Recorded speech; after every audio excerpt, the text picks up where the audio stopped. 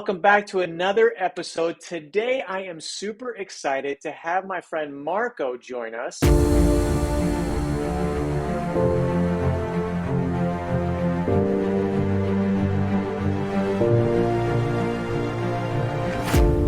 And MarkO is joining us from San Diego area. Yeah, Yeah, that's yeah. right. So, MarkO, tell us a little bit about yourself. Help my audience to hear who you are, some history, how you got into youth ministry, what you've been doing for Yeah. 700 years or so. Wow. I mean, I know I'm old, but you just made me really, you feel like almost Methuselah. Um, Oh, yeah, so I am a lifelong youth worker like you. I think I'm in my 40th or 41st year of youth ministry, something like that. Um, and I spent a little less than half of that as a local church youth pastor. Most of that was as a junior high pastor. Kind of stumbled into that in my first job, not knowing yet that I loved junior hires, and it kind of developed as a passion and expertise for me. So I did that in a handful of churches, often wore both the hat of the junior high pastor and of the youth or student ministries pastor. So it was an unconventional thing in that often I had a high school pastor reporting to me, which is the way it should be, man. Viewing things from where kids are headed rather than where they've come from. All right. exactly. Um, and then, yeah, back in '98, before some listeners were even born, came to San Diego, started working at Youth Specialties, and I spent 11 years there, a few as the publisher and then a bunch as the president. And then in 2010, started the Youth Cartel, which is what I still do. And we create resources for youth workers. So we're a publisher and we run a coaching program and train people how to be coaches, both of those, as you know. And so we've had almost 700 people go through our year-long coaching program now in cohorts of 10 all over the country. And that's what takes a lot of my time these days. Let's see, I've been a volunteer in the junior high ministry at my church for 24 years in a row. I'm sure we're going to talk about that because that's my weekly practice of youth ministry. I just got a brand new sixth grade boys small group last week, which I expect I will stick with them for 3 years that they're in middle school, and hope that some of the times that we're together in weeks and years to come will be better than our first night together. And yeah, married for 36 years to Jeannie. She's a child therapist. After decades of being at my side in youth ministry, she became a therapist and works with foster kids. And then I have two adult children. They're 24 and 28 years old. That's That's me in awesome. a nutshell. That's a great nutshell. So I just want to talk a couple of things about Youth Cartel. First of all, where did the name come from? So after leaving Youth Specialties, my departure from YS was, for those who are older might remember this, but it was a little bit ugly. The company was getting sold, and I was, it was a business decision. I was booted, but it felt more like a firing, and I wasn't sure what was next. I started experimenting with some things to see if God was in them, and really 2010 was a whole year that I didn't have a name for it yet. So I'd started the youth ministry coaching program and the middle school ministry conference and some other stuff, but it was just brought to you by MarkO. And at some point I realized, I need a name for this. If youth workers are going to their church boards asking for funding, they probably need a name. And I wanted something that had a little edge to it. And yeah, just looked for words that were synonyms for group instead of the youth group, right? And at first I was going to call it the youth syndicate. And then I realized, oh, that would be abbreviated as YS, which would have been a really bad mistake at that point. So yeah, cartel was just another synonym. And That's I realized, that's got some fun edginess to it. So yeah. yeah, about once a year I'll get contacted by somebody who's offended or wants to make sure that I understand that cartels are most often this, thing. And I always feel like if we occasionally are off-putting to a small percentage of people, that's probably the place we want to be. So it's Yeah. worked well for us. Yeah. That's great. So the other thing you said about the Youth Cartel, I know you do publishing, um, but you talked about coaching. So you talk a little bit about the coaching cohorts and what they are, and then I have another Yeah. question. Yeah, we say it's not a skills training thing. There's plenty of places to go for that. It's a year-long whole life leadership development program for youth workers. So we teach people how to think more deeply about youth ministry, how to understand changes in culture, how to lead change, how to develop and lead from values, things like that. Yeah, so that's And then the other side, which I was part of, and this is where I got my coaching certification. Talk a little bit about youth pastors that want to get certified in youth ministry coaching. Yeah, we were outsourcing the training of the coaches that we use in our program. I usually lead the cohort, but I have a one-on-one coach who's trained and certified alongside me. We were outsourcing that for a while, and we finally realized that coaching ministry people has some real uniquenesses to it. So we developed our own training. So yeah, we offer that twice a year, and then we end up kind of cherry picking from that people that we end up using as the one-on-one coaches in our coaching program. But the majority of people who go through that, like yourself, are people who just really want to help other youth workers. Yeah, and as someone who has gone through it, it was so solid, like super encouraging, well thought out, and just really helpful for me as I was considering what God was placing before me for my future. So I'm just going to put up on the screen there the youthcartel.com for any of that information and books that you're publishing and all that stuff. Okay, that's awesome. Okay, we want to get into kind of the content of the day. We want to talk about best practices for small group leading. And you've been doing that for a Yeah. long time.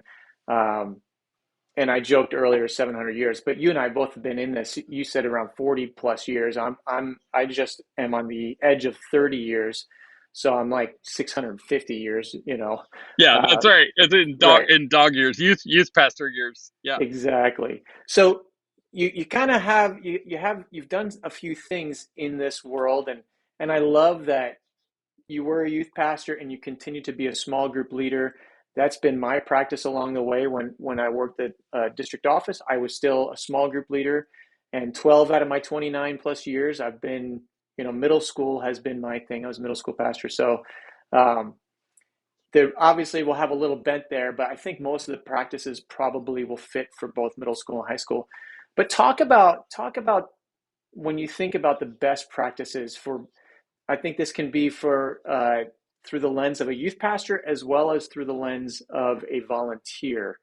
Um, yeah, I'm just going to let you run with it for a little while, and when I have questions, I'll jump in. But I'm going to just put you full screen here.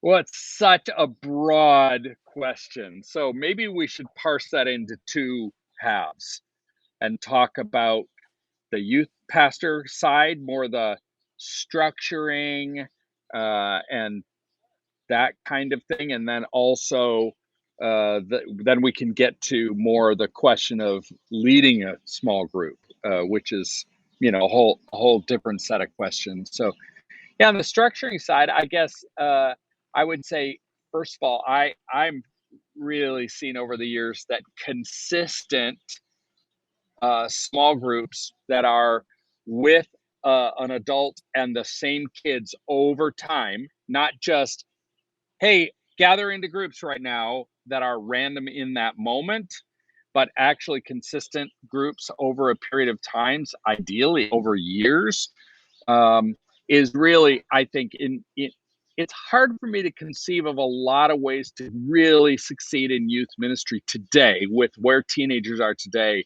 without doing that. Because I think it's so critical that we embrace a value of small, that the really good stuff is not stage centric. And there's a place for hype, and there's a place for communal worship and all kinds of stuff, and fun and games, all that kind of stuff that might be large group focused.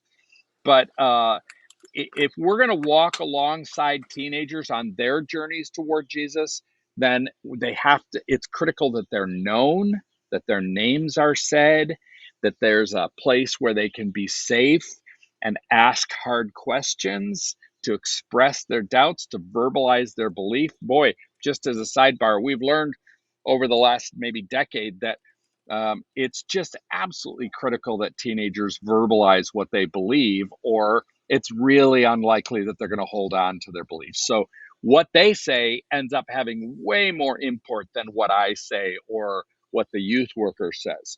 So we have to create spaces where that naturally happens. This is why I've said for years that in many ways I think small churches have a shorter pathway to great youth ministry. The larger you get, the harder it is to actually have a good youth ministry, because it's hard to create a real, you can create a place of momentum and fun and excitement, maybe even a word like excellence. That's not my favorite word, but it's really hard in a larger ministry. And I say larger, I mean anything over 20 kids. It's hard to create a place where there's true belonging and where it's safe enough for kids to talk about everything. And that's really what we want. So that's kind of the vision for the small groups. The idea of having a volunteer who commits to being involved with a group of kids over a period of time. At a minimum of a year, more years is better. I'm committed to junior hires or middle schoolers. So in the ministry I'm a part of, I make a 3-year commitment. Now the ministry doesn't expect me to make a 3-year commitment. They expect a 1-year commitment. But personally, I'm committed to 3 years with these guys that I just got as my new small group. I think it's also really great, if there's any way to pull it off, to have 2 leaders in a small group rather than 1. There's multiple reasons for this. One is that it's less disruption. For example, I travel a lot for my work, and so I end up missing a good amount of our Wednesday night small group times. And it's nice to know that I have a leader who's more consistently there.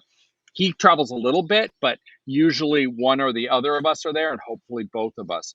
It also means that we're more equipped to deal with discipline or things that come up, because one person can continue to focus on leading the group while the other one processes that kind of stuff.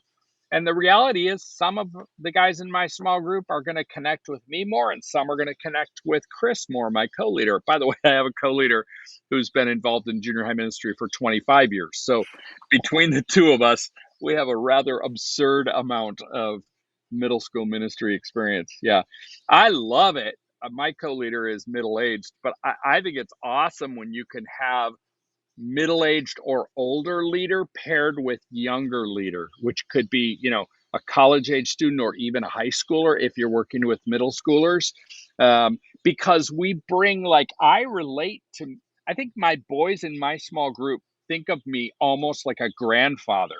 I'm older than all of their dads. And that means that I relate to them in a different way, right? And if I had a young co-leader, then they're relating to that person in a different way too. So those would be some of those structural things. I've always thought consistent groups over time with an assigned small group leader. I've tended to go grade and or gender specific on those, depending on the size, how many ways you're splitting it up. Our youth ministry is smaller today than it was 3 years ago, as is true for a lot of people. So, but it's still a decent sized youth ministry. So we have 1 small group per grade and gender, but we used to have 2 small groups per grade and gender. And I know plenty of youth workers with youth ministries of 25 kids who, between junior high and high school combined, that still have, say, 4 small groups, like a junior high guys, junior high girls, something like that. So there's a whole side question of what do we do these days with so much of a increase in gender questions, and how does that have implications for small groups? But maybe we'll want to set that aside and have a conversation about that as a separate podcast. Yeah. That's definitely like a fuller conversation, isn't it? Yeah. I love that. I wrote a couple of notes down. I love the knowing, like a place for students to belong and be known, and saying their names often. I talk to volunteers all the time about saying students' names. That's the number one word in any language that's most tied to us because we've heard it since we were born. So I think Yeah, that's huge. That safe place for belief to share your belief and I think your disbelief too, right? Like you're exactly. questioning and trying to figure all Yeah. that stuff out. Um, Listen, we often think of, at least I grew up in a more conservative evangelical church, and you know, I don't know if I was ever taught this, but I definitely somehow picked up the idea that doubting is bad, even sinful maybe. yeah, And I just don't believe that. In fact, I don't think scripture teaches that at all. And developmentally, if we look at what's happening in the brains and therefore faith development of teenagers, just cramming correct informations into their information, right answers, orthodoxy into their brains isn't going to get us very far. They might be able to repeat back correct answers for a short amount of time, but man, the research just shows they end up graduating from their faith when they graduate from youth group. And so I think we need to honor their doubts. Doubts are not the opposite of faith. And so we need to create space for that. That doesn't mean we need to provoke doubt and suggest doubt, but we need it to be safe enough that they can verbalize that, and so we can walk alongside them in the midst of it. yeah. I think that's huge, Margo. That's a I think I was kind of taught the same thing of like you can't have doubts because that's Mm. sinful. And I don't know that like it wasn't Yeah. outright taught that way, right? But that's kind of like how Right. you glean from what you hear and what you're Yeah. taught. And Yeah. I think it's so important that we have those conversations. You look through scripture and you see people who doubted, and God's okay with that. He's okay Yeah. with our Yeah. questions. And Yeah. yeah, Yeah. that's really good. Yeah. I always grew up thinking of Thomas as this bad guy, right? But now I think of him as kind of a hero. He was willing to be honest, right? And then Jesus met him in that moment. He didn't shame him or kick him out of the disciple club, right? So yeah, I've started actually saying, particularly with young and middle teens, that the verbalization of belief is a higher priority than the accuracy of the belief. I want my kids to have accurate belief, but higher priority for me as a small group leader is to get them talking about what they believe and to not always rush in and correct them, because then that can sometimes make it an unsafe place. Yeah, yeah. I've read some of the Orange's phase books where they talk Yeah, about what are the core things that students need at different phases, and like your smartness. Like I'm just a really practical guy. You have the ability to go really dive in with stuff that I go, okay, I'm just going to glean and learn. But you've taught on like the whole prefrontal cortex and all that stuff. Talk a little bit about that when you're thinking of small groups and leading small groups and then where they are developmentally, what they need, yeah. and all that kind of thing. Yeah, I think really probably the most important thing to realize in terms of brain development and small group leadership, how about that? There's a book title right there, right? Um, is to understand the onset of abstract thinking and what that means for teenagers and their faith development. Because prior to puberty, our brains are limited to thinking in black and white, literal, concrete terms. And there's this beautiful gift that God has built in to the teenage years of starting to get abstract thinking, which allows for several things. It's allows us to really exercise speculation, to consider what if and why questions.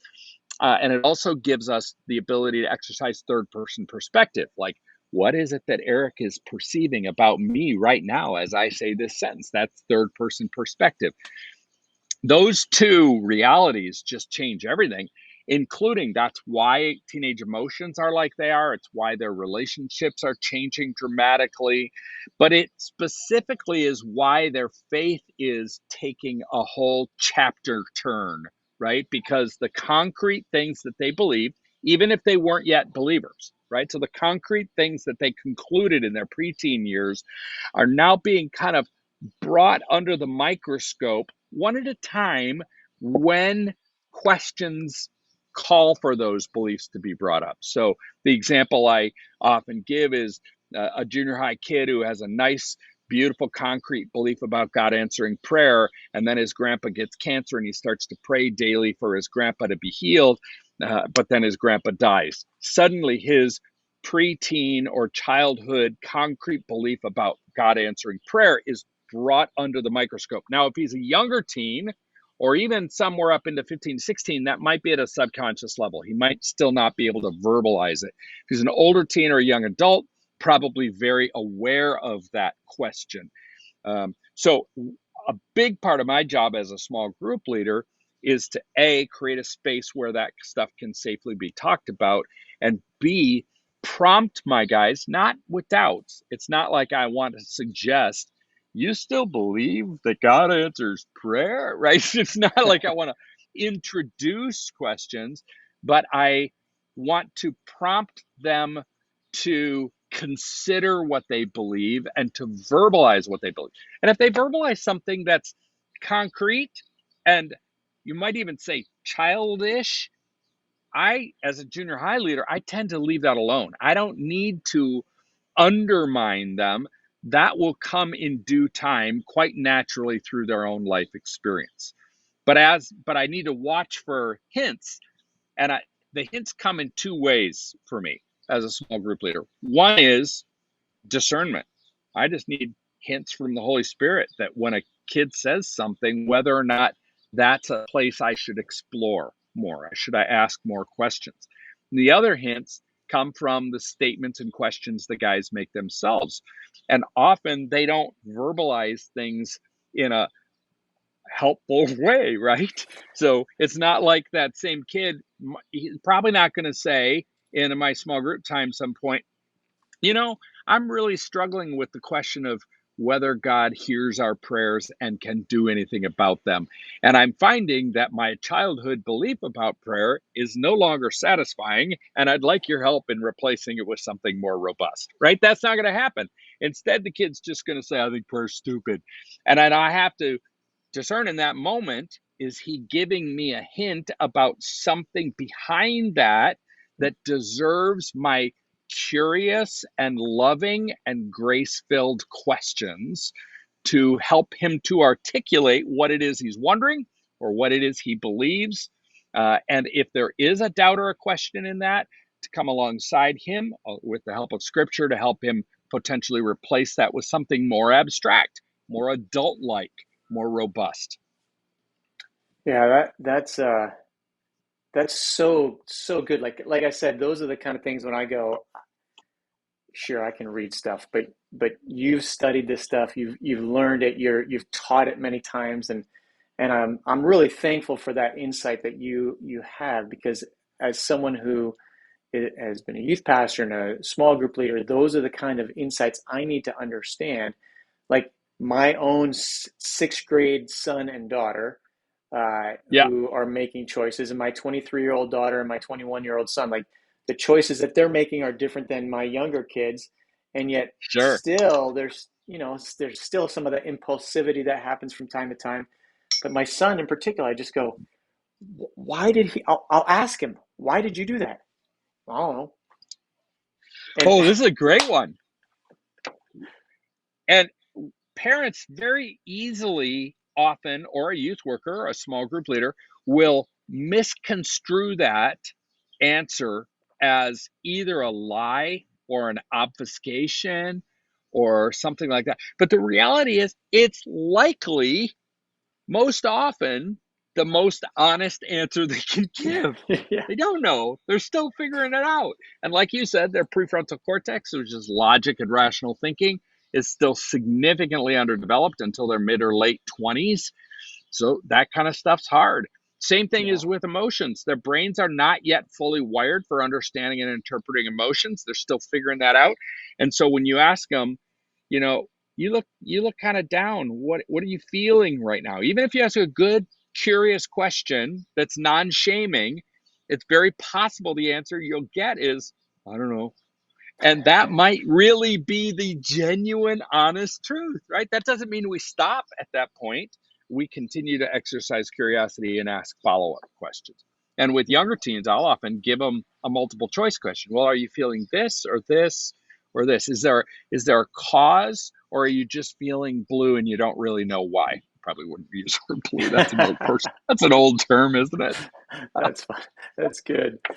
Oh, so good. So you looked a little bit at structure, talked a little bit about kind of how they're developing, and I kind of keep talking about the best practices when you look at the perspective of as a volunteer Yeah. in Yeah. leading. Since I was just talking about being curious and stuff, really, I think that after learning kids' names, by the way, I shot a video last week of I suck at learning names. And so I used to, back in the day, take photos of kids holding up a placard with their name and grade on it and use them as flashcards. Now with a little better technology, I actually took a video going around my group to each of my guys, tell me your name and what school you go to. I already knew their grade, right? And I am going to watch that video 30 times because I'm very committed to that. But beyond that, I think at the end of the day, the role of a small group leader is most about asking questions, not about dispensing truth. And if we get those wrong, I think we're never going to be all that successful in leading small groups. Of course, I give my opinion sometimes. Of course, I point them to a Bible passage. Of course, I share either my belief or my church's belief, which are not always the same. But I more often, most of my words are taken up by asking questions. And so it's critical if you want to be a good small group leader, you've got to learn how to ask good questions. I have some prepped ahead of time. Some are content oriented, right? If we're looking at a Bible passage where our small groups right now are going through Genesis through Revelation, one Bible story through each week for 33 weeks. So I might ask a content question. This last week we were talking about Noah and the flood. So I asked, who can tell me this story? What details do you remember about it? Right. So there's that kind of thing. There's interpretation questions. What might this mean? How would you understand this? And then there would be more like application and so what questions. So I've got some prepared, got a lot prepared. I don't always use everything I have prepared because I'll find that the conversation goes a certain direction, or I get a clear prompting from the Holy Spirit in a certain direction.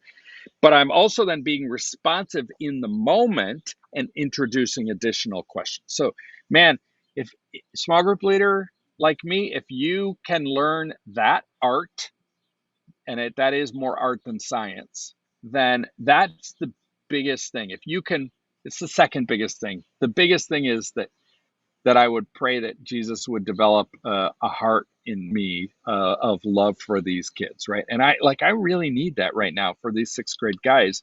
I can tell that I have a wonderfully small group right now. You're going to laugh because I talked about how hard it is for me to learn names. I only have 4 guys right now. I should be able to learn their names, right? But I can tell that 2 or 3 of them are going to try my patience and push my buttons constantly. And so I need a supernatural filling of my heart to love these guys and have compassion for them and patience for them. And then secondly, I need to ask good questions. Yeah. That's it in a nutshell, man. If I get those 2 things right, that's 95% of effective leading of a youth ministry small group. There are other things to do, but man, that's a big part of it.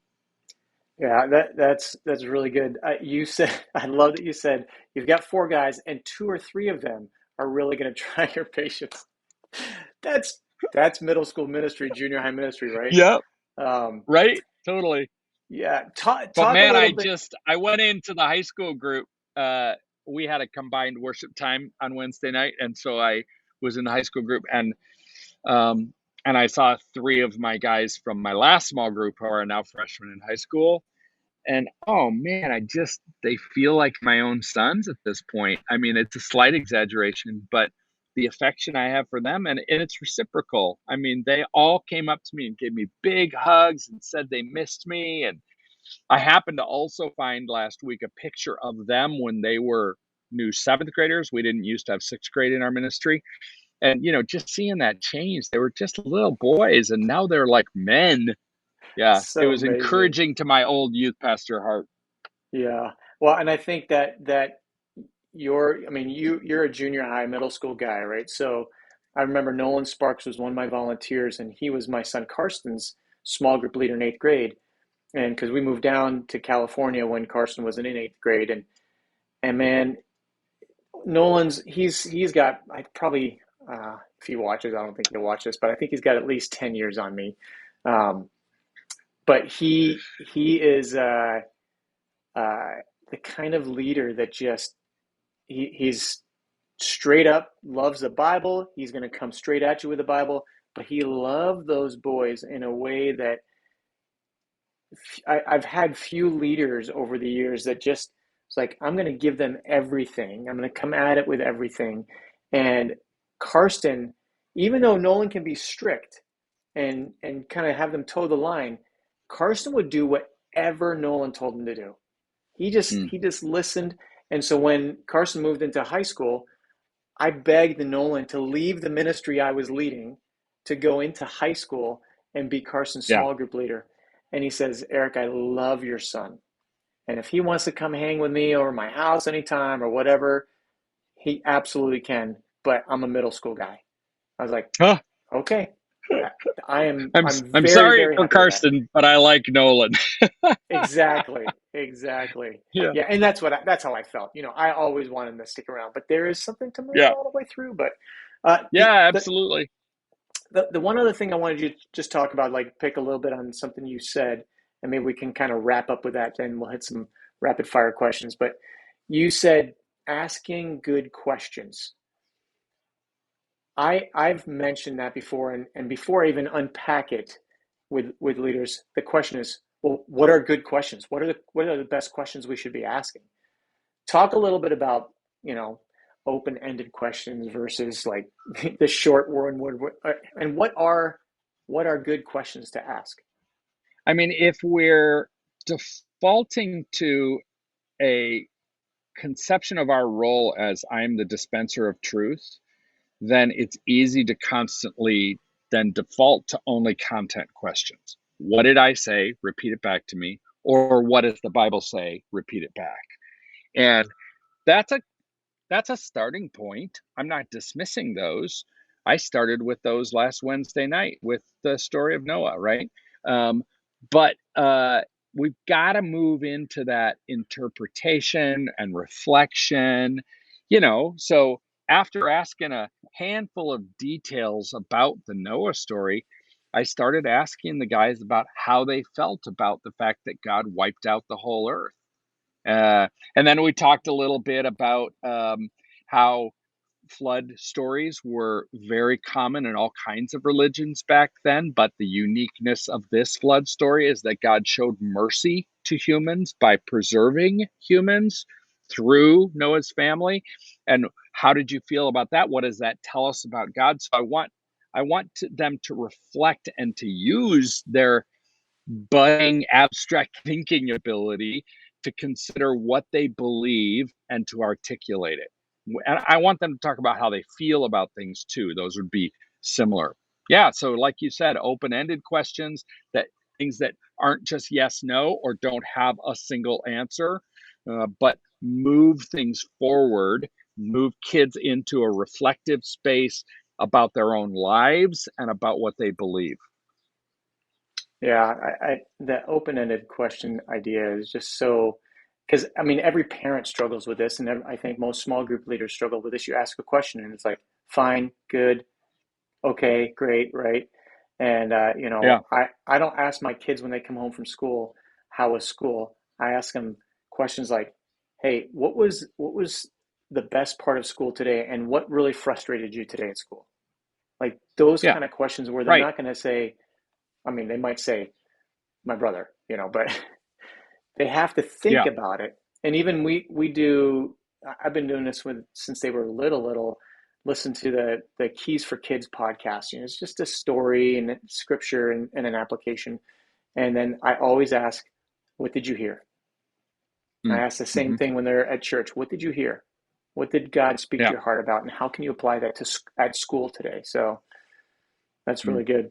Well, Yeah. bro, thank you so Awesome. much for being on here. I really appreciate it. I'm gonna do a You bet. rapid five Let's do it. questions. All right. Okay. First question. You could take a trip with your wife anywhere. Where would it be and why? We have had because of my work, we've had the beautiful opportunity to travel lots of places. So we already have lots of favorite places, and we have a bucket list of places we want to go. I think I've been to Italy a couple times for speaking engagements, but my wife has been longing to go for an extended trip. So that's probably the top of the list. But if we were going to move somewhere, it would be New Zealand. Oh, okay. All right, little Lord of the Rings world. I like that. Yeah, there you go. Yep. Okay, what's the book you give away the most? Should I say the Bible? You can. uh, I go through different books that I give away a lot in different seasons. Probably one that I've given away a lot of times is a book that's assigned reading in our level 1 cohorts of our coaching program, and that's a little weird book called Orbiting the Giant Hairball.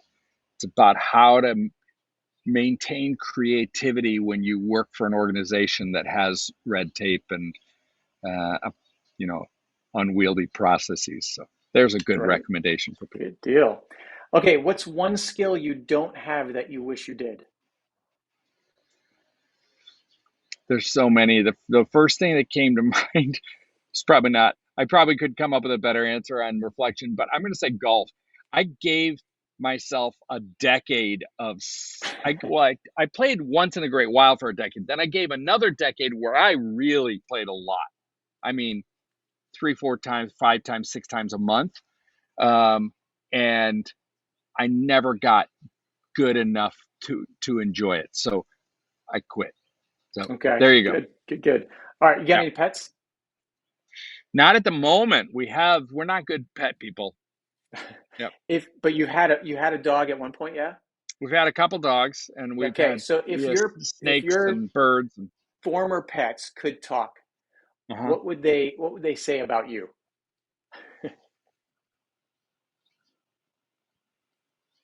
I'm thinking of Cullen, which was the dog we had last, which was quite a while ago. I think it was probably 14 years ago. Cully was a spaz, so I think Cully would say, "Why are you always so frustrated with me?" That's good. All right, last question. Where can people find you online? Well, you already said the youthcartel.com. That's probably the best place, but I'm on all the socials too. I'm not hard to find. My last name's so weird. Yeah, I just dropped on your Twitter is Marco's Beard and Instagram is Y is Marco. It's up on the screen there. Marco, thank you so much for jumping on today. Absolutely, Eric with a K. This was super encouraging, helpful, and I hope you guys who are listening and watching that you've been encouraged by that. And I actually, it's funny when you talked about you used to do the old school, like have them write their name and stuff.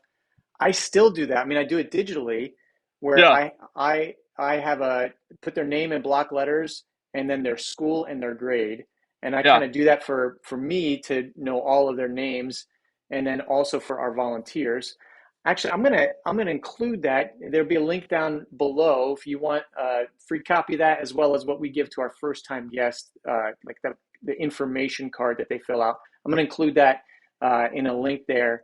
But I I actually mean, did back this. in the day of like physical photos, Yep. I used them as actual flashcards. I would like get the group, all their photos taken, and then I'd put them in 3 piles. Oh, I totally know these kids, and Yeah. I don't need to, I already know their names. And then there was a pile of, I don't think I've ever even seen this kid in my life. I don't know who they are. And then the middle group was, oh, I totally should know this kid's name. And those were my like first ones to flashcard That's myself with. awesome. Yeah, I'll do the same thing. Like I have a file on my phone and I'll just flip through. Okay, and I That's awesome. cover Yeah, where their name is and I, work on it. yeah, love it. So anyhow, and then I got this. I've Oh had this book for wow, quite a while. it's But old school. I was trying to find a book that my kids would enjoy, and I just pulled this one out of the shelf about 2, 3 days ago. And once we finished John Acuff's uh, it's not the soundtrack, it's his new book that came out for teenagers. Once we finish going through that, I'm going to have my kids go through this because I've read through this and it's solid. You did this one with Kurt Johnston, um, Yeah, the thanks, man. middle school survival series, and this is Yeah, one of my faves. that was one of 6 books in that Yeah, series. such a great series. So, anyhow, thank you so much. And if you have a question, MarkO, I have a feeling maybe you'd be willing to pop back on another time. But Of if you have a course. question you want to ask MarkO and you want to put it into the comments, maybe I'll use some of those questions for a future podcast and come at you. Until next time, my friends, have a great day.